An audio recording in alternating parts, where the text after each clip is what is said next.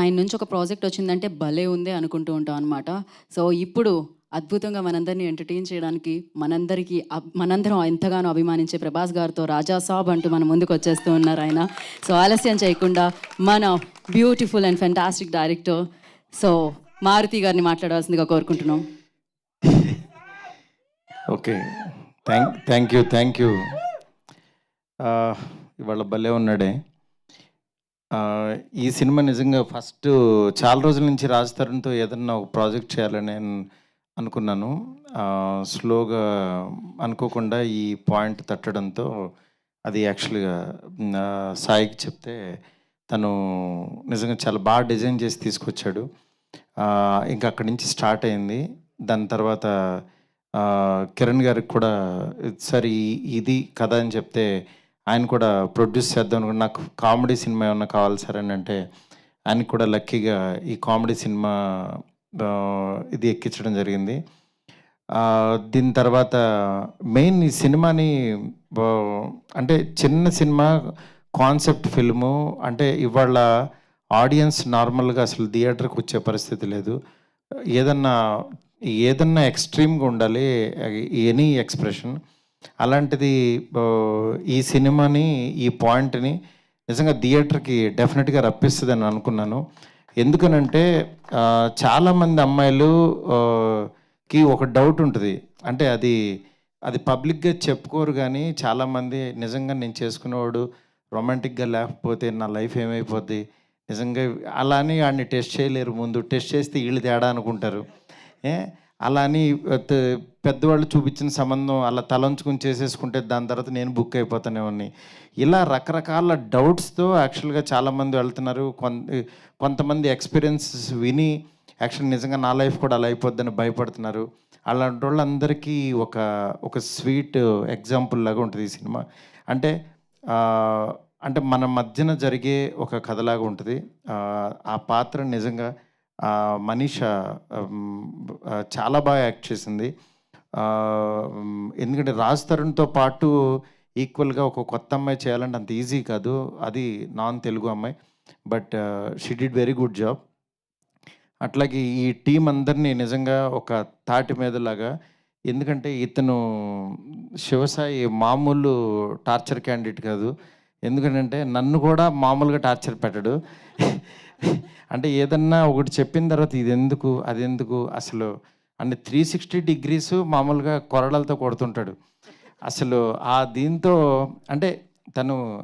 తన ప్యాషన్కి నిజంగా చాలా ఇది ఉంటుంది. అలాగే పెయిన్ కూడా ఉంటుంది, అనుభవిస్తాం. అందుకని తనతో మాట్లాడి నా గొంతు కూడా పోయింది ఒక నెల. అంత అంటే నాకు తనలో నచ్చింది ఏంటంటే ఆ ప్యాషను, ఆ పిక్కి నాకు ఇది కావాలి, ఇది డీటెయిల్, ఇది కావాలనే తత్వం నిజంగా తన్ని డెఫినెట్గా చాలా హైట్స్కి తీసుకెళ్తుంది. అది ఆ ప్యాషన్ ఉన్నంతకాలం కూడా. నెక్స్ట్ రిమైనింగ్ టీం అందరికీ ప్రత్యేకంగా చెప్పక్కర్లేదు. శేఖర్ చంద్ర మంచి సాంగ్స్ ఇవ్వాలి చిన్న సినిమాకి, కామెడీ సినిమా కంటే ఎన్నిసార్లు చెప్పినా సరే తను నిజంగా ద బెస్ట్ ఇచ్చాడు. నిజంగా మీకు వదిలిన సాంగ్ కంటే ఇంకా కమింగ్ రాబోయే సాంగ్స్ చాలా బాగుంటాయి. అట్లాగే డిఓపి ఇద్దరు డిఓపిస్ చేశారు. ఇద్దరు కూడా చాలా ద బెస్ట్ వర్క్ ఇచ్చారు.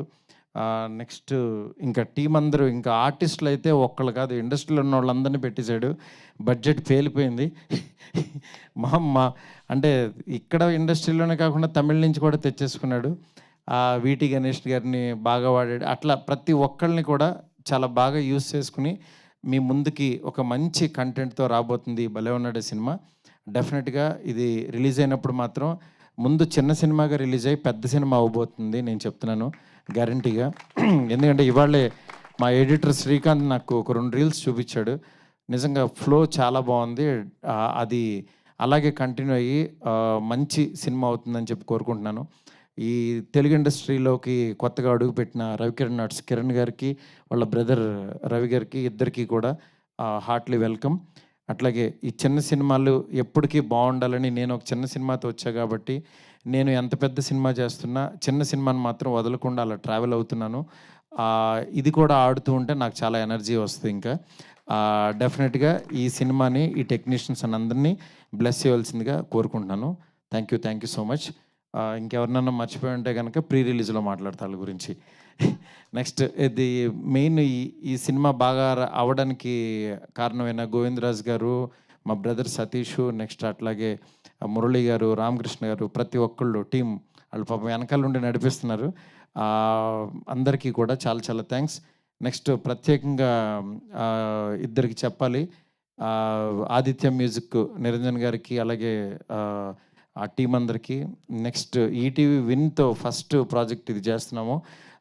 అది బాపినీడి గారికి, అట్లాగే నితిన్ గారికి, వాళ్ళ టీం అందరికీ కూడా. ఎందుకంటే ఒక సినిమాని ఊరికనే కొనుక్కోరు గబుక్కున. అందులో చిన్న సినిమాలు చాలా రిస్క్. అలాంటిది చూసి మా కంటెంట్ నచ్చింది సార్, టీం అందరూ చాలా హ్యాపీ అని వాళ్ళు వచ్చి కొనుక్కున్నారు ఈ సినిమాని. ఇది ఫస్ట్ థియేటర్లో రిలీజ్ అయిన తర్వాత దాని తర్వాత ఈటీవీ విన్లో వస్తుంది. ఈ మధ్య ఈటీవీ విన్ యాక్చువల్గా 90s దాని దగ్గర నుంచి చాలా చూజీగా వెళ్తున్నారు. అలాంటి ఒక మంచి ప్రోడక్ట్ ఇది కూడా ఉంటుందని చెప్పి మనస్ఫూర్తిగా నమ్ముతున్నాను. నెక్స్ట్ లాస్ట్ 15 years నుంచి ఈవెంట్స్ చేస్తూ ఒక రేంజ్లో ఉన్న నా ఫ్రెండ్ శ్రేయస్ శ్రీనివాస్ బర్త్డే ఈరోజు.